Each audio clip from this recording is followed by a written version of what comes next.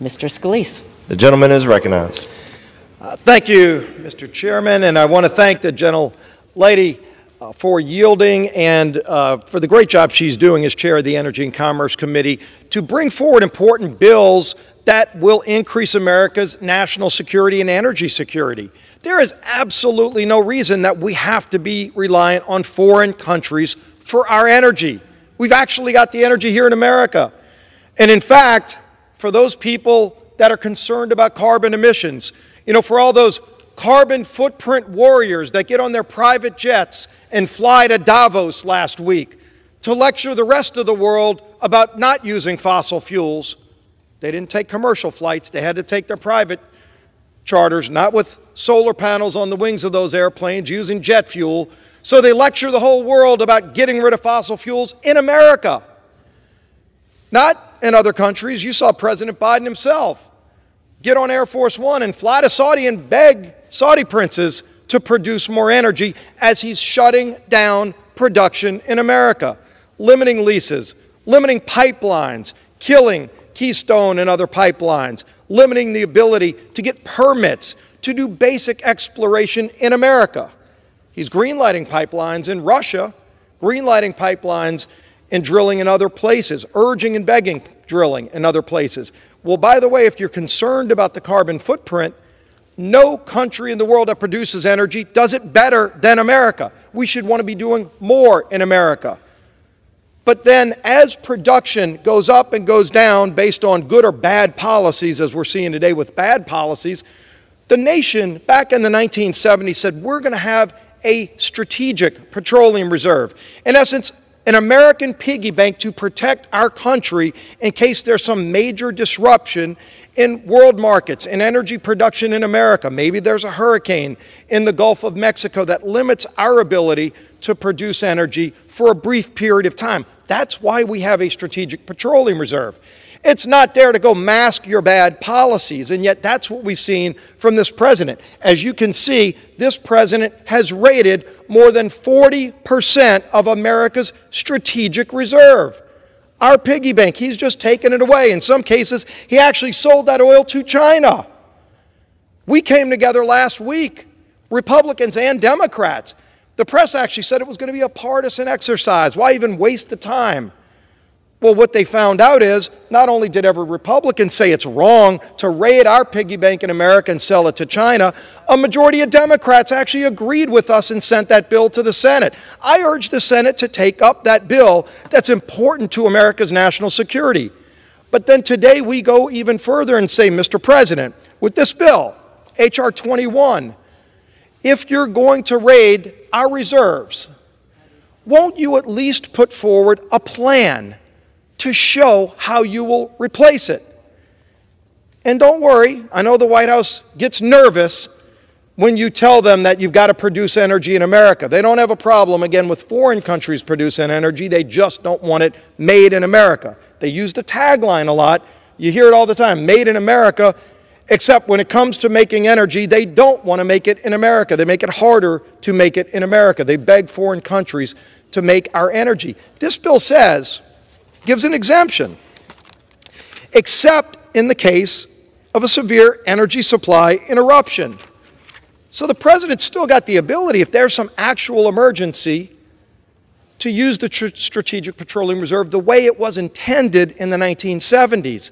All this bill says is if your bad policy is leading to higher gas prices, and people are getting angry about that, as they should, you can't go and raid it unless you show a plan, as the bill says, the development of a plan to increase oil and gas production under oil and gas leases of federal lands here. So this would make a lot of sense, except if you're at 1600 Pennsylvania Avenue. In fact, yesterday, the president actually issued a veto threat on this bill. Now, a veto threat should be a rare exercise that you reserve for policy that might hurt the country. Well, let's read why the president issued the veto threat. In his veto threat, he said, the administration's use of the Strategic Petroleum Reserve has been essential to protecting our energy security and to lowering gas prices for Americans. I hope I'm not the one that breaks this news to the White House. But, Mr. President, Your policies have not lowered gas prices for Americans. Maybe the calculator's broken at the White House, but we did the math. Let's do some fact checking. Since Joe Biden took the oath of office, gas prices have not lowered. They've increased 50%. Again, the veto threat says, we don't want to do this because our policies have lowered gas prices. Maybe the president, when he realizes that gas prices have gone up 50%, they've not lowered for families, he might reverse the veto threat. So we'll wait during this debate. Maybe we get a reversal of this veto threat once he realizes that gas prices have actually gone up, not a little, but a lot. 50% increase for a low-income family who is struggling already under the weight of President Biden's spending that's led to inflation and higher prices everywhere you go, the grocery store, supply chain increases. This is crushing middle-class families. It's crushing lower-income families. And so what we say is, let's just use our resources. The president actually goes on to say, and this might be the most perplexing part of the president's veto threat, probably explains the most why the president is so misguided on energy policy. He says, because H.R. 21 will jeopardize our energy security and increase gas prices for working families, the administration strongly opposes the bill. So somehow, some of the energy experts at the White House, again, some of the same people that fly around on private planes to Davos telling you not to use fossil fuels, they think that by increasing American energy production, that will somehow raise gas prices. Well, guess what? We've checked the record. These are the same experts whose policies have increased gas prices. Not a little, 50%. So the White House has been wrong on this issue over and over again, to the point where we had such a strong bipartisan vote last week. Let's put up another strong bipartisan vote and maybe wake the people up at the White House to what's happening in the real world. When families who are struggling go to fill up their gas tanks, they're not paying less, as the president suggests. Again, the president actually thinks in his veto threat that his policies have lowered gas prices. A 50% increase is not a lower gas price. It's actually a kick to the gut of those families who are struggling, and we've got to stop having Washington kick them in the gut.